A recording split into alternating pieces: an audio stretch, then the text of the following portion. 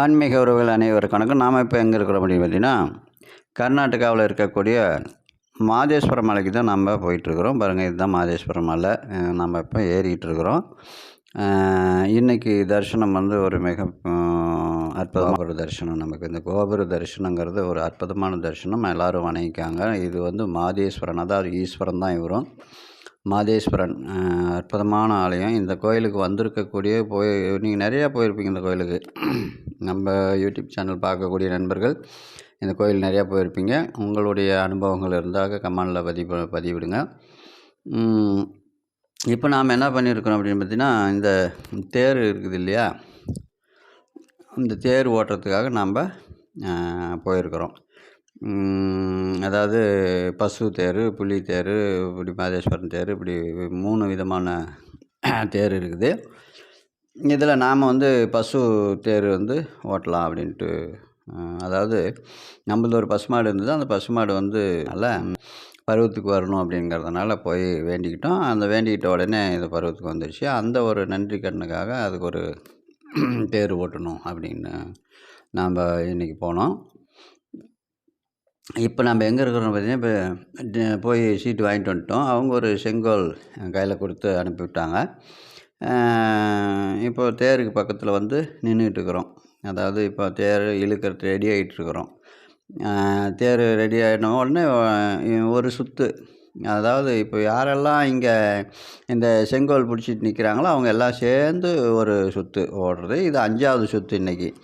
இது வந்து நம்ம போனதுமே சொன்னாங்க, இப்போ 5வது சுற்று நடந்துகிட்ருக்குது, நடக்க போகுது. இந்த சுற்று முடிஞ்சுன்னா மறுபடி இப்போ இந்த டைம் முடியும், நீங்கள் சீக்கிரம் வாங்கினாங்க. சரி, நாம் போய் டிக்கெட் எடுத்துகிட்டு வந்துட்டோம். ஒரு செங்கோல் கையில் கொடுத்தாங்க, வாங்கிட்டு வந்துட்டோம். இது ஒரு அற்புதமான ஆலயம். இது மிக பிரம்மாண்டமான ஒரு கர்நாடகாவில் நம்ம தமிழ்நாட்டுக்கு அருகாமையில் இருக்குது. சரி, இந்த ஆலயத்துக்கு நீங்கள்லாம் எதற்காக வருவீங்க? என்ன வேண்டுதல் நிறைவேறி இருக்குது? யாரெல்லாம் இந்த ஆலயத்துக்கு போயிருக்கிறீங்க? இதனுடைய ஸ்பெஷாலிட்டி என்ன அப்படின்னு உங்களுக்கு தெரிஞ்ச கமெண்ட்ஸ் வந்து நம்ம இந்த யூடியூப் பார்க்கக்கூடிய மக்கள் யாராக இருந்தாலும் எங்கிருந்து பார்த்தாலும் சரியே, இந்த ஆலயத்தினுடைய ஒரு சிறப்புகள், நமக்கு தெரியாத ஒரு சில சிறப்புகள் இருக்கலாம். அதெல்லாம் வந்து உங்களுடைய அனுபவத்தை நம்ம யூடியூப் மூலிமா பகிர்ந்துக்கலாம் வாங்க. நிச்சயமாக வந்து ஒரு அற்புதமான ஆலயம்னு தான் சொல்ல முடியும். இது மிக பிரம்மாண்டமான ஒரு கோயில். பார்த்தீங்கன்னா ஏதாவது இந்த வெயிலில் பொடியில் அங்கே பிரதர்ஷனம் பண்ணிட்டு வராங்க. நிறையா பேர் வராங்க, அங்கே பிரதர்ஷனம் பண்ணிட்டு வராங்க, கோயிலை சுற்றி கொண்டுக்கிட்டு வராங்க. இப்போ நம்ம தேர் இழுக்கிறதுக்கு ரெடி ஆகிட்டோம். வாங்க, நீங்களும் சேர்ந்து நம்ம இந்த தேரை வந்து இந்த ஆலயத்தை சுற்றி இழுத்துட்டு வருவோம். எல்லோரும் ரெடியாக இருங்க. இப்போ நம்ம தேர் இழுக்க போகிறோம். வந்து எல்லாருமே வந்து தேர் இழுக்கலாம். அதனால் வந்து நீங்களும் இந்த ஆலயத்துக்கு வந்தீங்கன்னா, இந்த மாதிரி ஒன்றும் இல்லை, வெறும் 300 ரூபா தான். 300 ரூபா கொடுத்தோம்னா இந்த 300 ரூபாய்க்கு ஒரு செங்கோல் கொடுத்து நம்மளை இழுக்க வைப்பாங்க. மறுபடியும் இந்த செங்கோலை வந்து ரிட்டன் நம்ம திருப்பி கொடுக்கும்போது நமக்கு 2 லட்டு கொடுக்குறாங்க. இப்போ நம்ம லட்டை வாங்கிட்டு நம்ம சாமி தரிசனம் பண்ணிட்டு வந்துடலாம். நாங்கள் போன உடனே தேர் இழுத்துட்டோம். சாமி தரிசனம்லாம் அதுக்கப்புறம் தான் பார்த்துட்டோம். இப்போ நம்ம தேர் இழுக்கிற தேர் இழுத்து இல்லை, நம்ம தான் நீங்கள் நிற்கிற மாதிரியா வந்துக்கிட்டு இருக்கிற மாதிரியா. எல்லோரும் வந்து நீங்களும் மாதேஸ்வரம், அதாவது மாதையா அப்படின்னா எந்த அந்த குரலுக்கு ஓடி வரக்கூடிய ஒரு தெய்வம் இது. மாதையா மாதையா மாதையா மாதையா, எத்தனையோ பிரச்சனைகளுக்காக ஜனங்கள் வந்து மாதையா மாதையான்னு வராங்க. அவங்களுக்கெல்லாம் அந்த பிரச்சனையை வந்து சரி பண்ணி கொடுக்குறது தான் இந்த மாதேஸ்வரன். ஒரு அற்புதமான ஆலயம். இதை யாரெல்லாம் உங்களுக்கு இந்த ஆலயத்துக்கு வந்திருக்கிறீங்களோ உங்களுடைய கருத்துக்களை வந்து பகிருங்க. இப்போ நீங்கள் கமெண்டில் சொல்கிறது எதுக்காக அப்படின்னா, நீங்கள் சொல்கிறத வச்சு இன்னும் என்ன அதான் நான் சொல்கிறத விட நீங்கள் இந்த ஆலயத்தை பற்றி சொல்லும்போது இதை பார்க்கக்கூடிய யூடியூப் சேனலில் பார்க்கக்கூடிய நண்பர்கள், நம்மளுடைய ஆன்மீக உறவுகள் இந்த ஆலயத்துக்கு போய் அவங்களுடைய நேர்த்திக்கடனை வச்சு அவங்களுடைய குறைகளை கேட்டு அவங்களோட குறையும் வந்து சரியாகணும் அப்படின்னு நாம் நினைக்கிறது தான். ஏன்னா நீங்கள் என்னென்ன விதத்துக்கெல்லாம் போயிருக்கிறீங்க, எவ்வளோ நாளில் நிறைவேறிச்சு அப்படிங்கிறது இதை போனவங்க சொன்னீங்கன்னா, இதை பார்க்குறவங்களுக்கு ஒரு உதாரணமாக அவங்களுக்கும் இது சரி பிடிச்சிருக்கும். அவங்களும் போய் அவங்களுடைய குறைகளை சொல்லி அவங்களுடைய அதான் நம்ம காசு பணம் கொடுத்து உதவ முடியலனா கூட ஒரு நன்மைகள் எங்கே நடக்குது, எப்படி நடக்குது அப்படிங்கிறத நம்ம தெரியப்படுத்தணும்னா அவங்களும் அதை கடைபிடிப்பாங்க, அவங்களுக்கும் அந்த நல்லது நடக்கும் அப்படின்றது தான். நம்மளால் ஒரு உதவி அவ்வளோதான். நம்ம ஒரு உதவி செஞ்சால் நமக்கு ஒரு உதவி எங்கேயாவது கிடைக்கும் கண்டிப்பாக. நாம் பாரு தேர்தலுக்கு தான் இருக்கிறோம். சாதாரணமாக ஒன்றும் பெரிய செலவுலாம் இல்லை. ஒரு 1000 ரூபா இருந்தால் நம்ம போய்ட்டு வந்துடலாம். ஒரு 300 ரூபா அந்த கோயிலுக்கு கொடுத்தோம்னா நம்ம செலவு, போக்குவரத்து செலவு இது மாதிரி தான். அப்படி தான், வேறு ஒன்றும் இல்லை பெருசாக இருக்குது. ஒரு மன திருப்தி, மன சந்தோஷம்.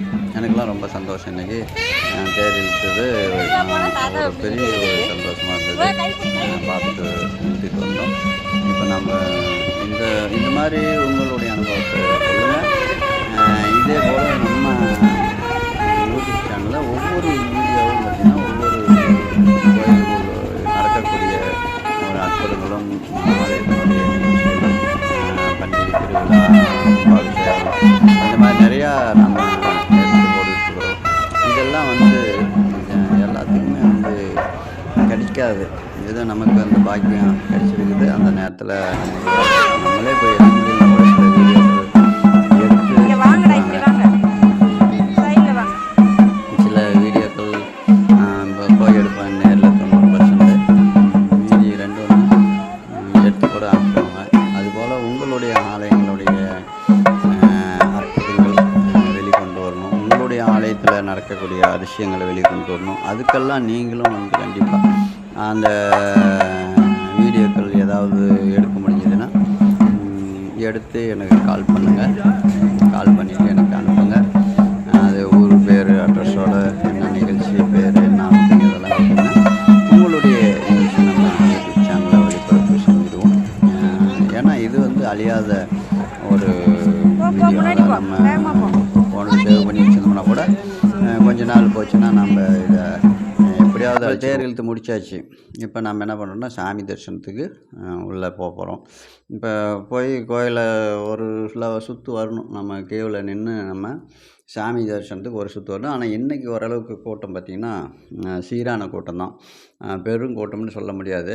ஆனால் இப்போ எல்லாம் தட்டி பூரா வந்து கோல் நிறுத்தி பூரா லைனாக கட்டிகிட்டு இருக்கிறாங்க. நாளைக்கு நாளான்னைக்கு மிக அதிகமான கூட்டம் வருவதாக சொல்கிறாங்க. இப்போ நாம் வந்து இப்போ சாமி தரிசனத்துக்கு போகிறோம். சாமி தரிசனம் பண்ணிவிட்டு அதே இந்த ஆலமரம் ஒன்று இருக்குது பார்த்திங்களா, இதில் வந்து தொட்டில் கட்டுறாங்க. நிறையா பேர் தொட்டில் கட்டுறாங்க, குழந்தை பாக்கியம் வேணும்னு சொல்லி. நீங்களும் யாருக்காவது குழந்தை பாக்கியம் வேணும்னா அங்கே அந்த ஆலமரத்தில் தொட்டில் கட்டலாம். உங்கள்கிட்ட ஏதாவது ஒரு துணி இருக்குது அப்படின்னா அதில் ஒரு கல் எடுத்து வச்சு அந்த கோபுரத்தை பார்த்து வணங்கி கும்பிட்டு உங்களுடைய குறைகளை சொல்லி அந்த தொட்டில் கட்டிவிட்டு வரலாம். இப்போ பார்த்திங்கன்னா நம்ம சாமி தரிசனத்துக்காக தான் போயிட்டு வெளியில் வந்துட்டு இப்போ என்ன பண்ணுறோன்னா அந்த பெரிய நந்தி மேலே இருக்குது பார்த்திங்களா, இந்த பெரிய நந்தி பார்க்க போயிட்டுருக்குறோம். சாமி தரிசனம் பார்த்துட்டு வந்துட்டோம். இப்போ பெரிய நந்தியை பார்க்க போயிட்டுருக்குறோம். அந்த நந்தி பார்த்திங்கன்னா சில பேர் பார்க்காதே வந்துடுறாங்க, சாமியை பார்த்துட்டு வந்துடுறாங்க. அது ஒரு அற்புதமான தோற்றத்தில் இருக்குது. அதே போல் நம்ம அங்கே மேலே ஏறி நின்று பார்க்கும்போது அங்கே இருக்கக்கூடிய கோயிலினுடைய தோற்றங்கள், அந்த மலையினுடைய அழகு சுற்றி நம்ம பார்க்கும்போது, மேலே நின்று பார்க்கும்போது ஒரு அந்த மலையினுடைய அழகும் தெரியுது. சுற்றி நின்று நம்ம அந்த இடத்துல உயரமாக நின்று பார்க்கும்போது இன்னும் நல்லா இருக்குது பார்க்குறதுக்கு. இதுபோல் நீங்களும் இந்த ஆலயத்துக்கு போகும்போது அதாவது இந்த நந்தி பகவானையும் கும்பிட்டுவாங்க. அது மேலே வந்து ஏறி பார்க்கணும். மேலே ஏறி வணங்கினா நமக்கு சுத்தமான ஒரு அற்புதமான தோற்றத்தில் எல்லாமே தெரியுது. அந்த கோபுரம் முழுமையான கோபுரத்தை நம்ம பார்க்க முடியுது. ஆலயத்தினுடைய தோட்டத்தை பார்க்க முடியுது. அந்த பாருங்கள், அங்கே தெரியுது பாருங்கள், மாதையன் பாருங்கள், புலி மேலே நிற்கிறாரு பாருங்கள் முன்னாடி அவ்வளோ தூரத்தில். அந்த மேலே கட்டி வச்சுக்கிறான், அது முழுசாக தெரியுது. எல்லாமே நம்ம ஒரு முழு தரிசனத்தை பார்க்க முடியுது. அந்த அளவுக்கு அந்த இடத்துல நம்ம நின்று பார்க்கும்போது, நீங்களும் அந்த மாதிரி ஒரு ஆலயத்துக்கு போகும்போது இது எல்லாம் நின்று நம்ம மாதையனை வணங்கி, மாதேஸ்வரா என்னுடைய குறையை தீர்த்துரு, என் கஷ்டத்தை தீர்த்துரு, எனக்கு வேலை வாங்கி கொடு, எனக்கு குழந்தை பாக்கியம் கொடு, எனக்கு திருமணம் பாக்கியத்தை கொடு, இப்படி பலவிதமான கேள்விகள் எல்லாத்துக்கிட்டே இருக்குது. பலவிதமான கோரிக்கைகள் எல்லாத்துக்கிட்டே இருக்குது.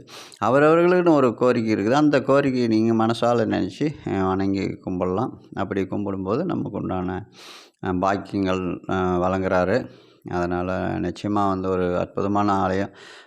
இந்த ஆலயத்துக்கு போயிட்டு வந்த அனுபவங்கள் எல்லோரும் நம்ம பகிர்ந்துக்கலாம்.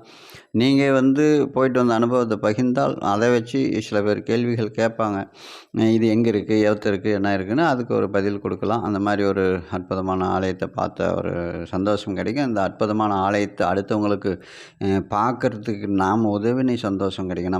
நம்ம உதவினா வந்து ஏதாவது ஒரு வகையில் ஒருத்தருக்கு கொஞ்சம் உதவுமே அப்படின்னு சொல்லி, இப்போ நாம் நந்தி பகவானையும் வணங்கிட்டுவான்.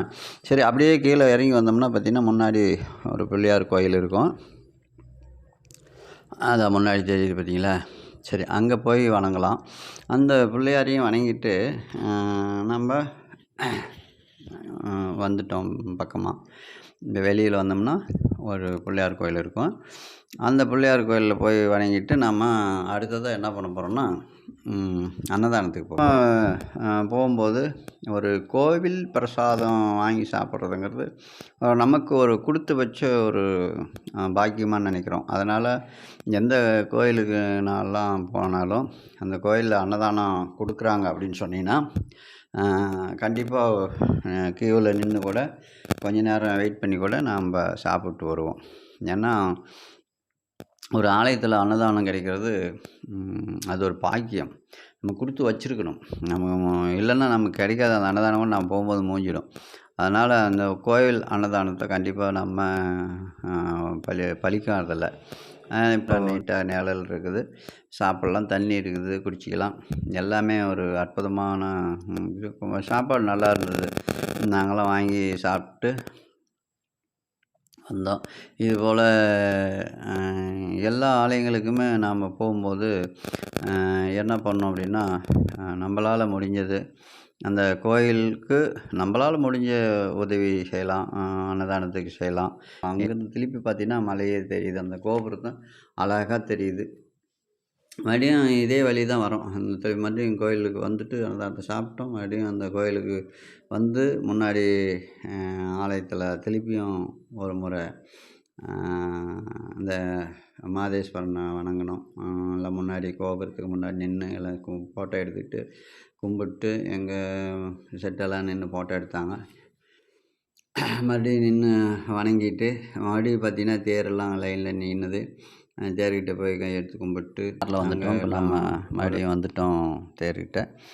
இதுபோல் அனைத்து ஆன்மீக உறவுகளும் நம்மளுடைய சேனல் பார்க்கக்கூடிய நாகசக்தி டிவி சேனல் பார்க்கக்கூடிய நண்பர்கள் இது வரைக்கும் சப்ஸ்கிரைப் பண்ணாமல் இருந்தால் சப்ஸ்கிரைப் பண்ணி வச்சுக்கோங்க.